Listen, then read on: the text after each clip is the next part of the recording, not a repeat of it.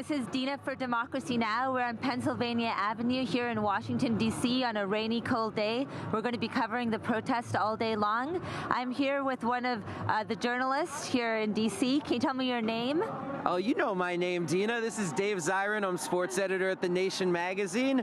Out here in the rain, I'm looking for frogs and locusts, but we're just starting with rain here for day one of the Trump era. Very interesting. I got to tell you, just as someone who's been to a lot of these inauguration protests over the years, I've lived in D.C. a long time, I can't help but compare it and contrast it to the 2000 Bush inauguration, another election that was stolen, electoral college, all of that. And at the Bush election, there were Bush supporters everywhere, and they were from a certain class, as in very wealthy. A lot of mink coats, a lot of cowboy hats, a lot of boots, and a lot of people, honestly, who were looking to fight and start trouble. Like, they did not like seeing any protesters out. They did not like seeing journalists out. And it was thuggish in 2000. This is kind of interesting because one would think, given the Trump rallies, that this would also have that kind of feel to it. But it doesn't to me at all. And I've been around a lot, and I don't know whether it's the fact that Trump's approval ratings are in the 30s right now. I don't know if it's because he made all these promises to his supporters and he's bringing in the same crew of Goldman Sachs billionaires. I don't know if it's all the corruption and the scandals that are coming in, but you don't feel that enthusiasm among the Trumpites. I mean, we were chanting on the line coming in, and Trump people just had their heads down. It's also worth saying that the Trump people I've seen are not the wealthy Bush types. I mean, these are folks who've made their trek. They definitely come from a different class element who are coming out here, and they're not energized. And frankly, that's a really, really positive point to take from today.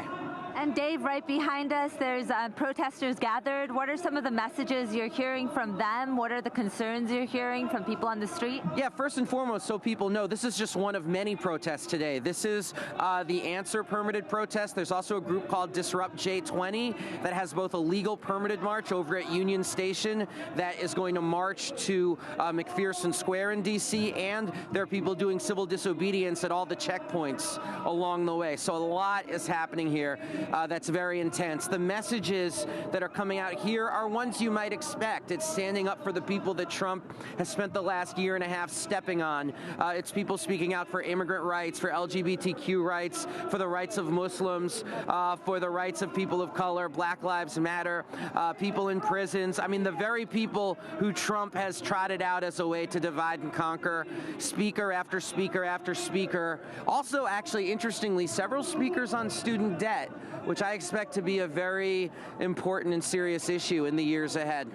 And Dave, you're, of course, a longtime sports writer covering the intersection of sports and politics. What's the likelihood of sports teams visiting the White House in Trump's America? Well, this is a very fascinating and interesting question because Richard Jefferson, who plays for the Cleveland Cavaliers, made the comment when the Cavaliers visited the White House. He said, sort of cheekily, it's an honor to be the last NBA team to ever visit the White House.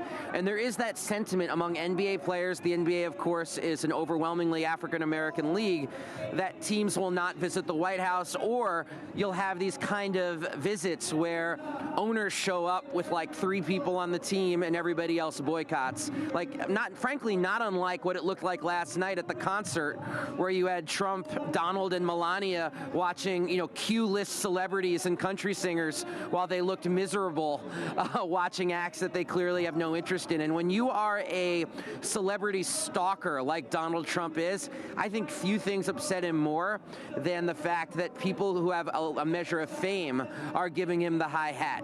So we'll see what happens in the NFL. It's very interesting that in a poll taken by a sports reporter named Mike Freeman, 99% of black players he spoke to in the NFL were devastated by the election results, and 100% of white players he spoke to, it was like 30 out of 30, all said that they were thrilled by Trump's election.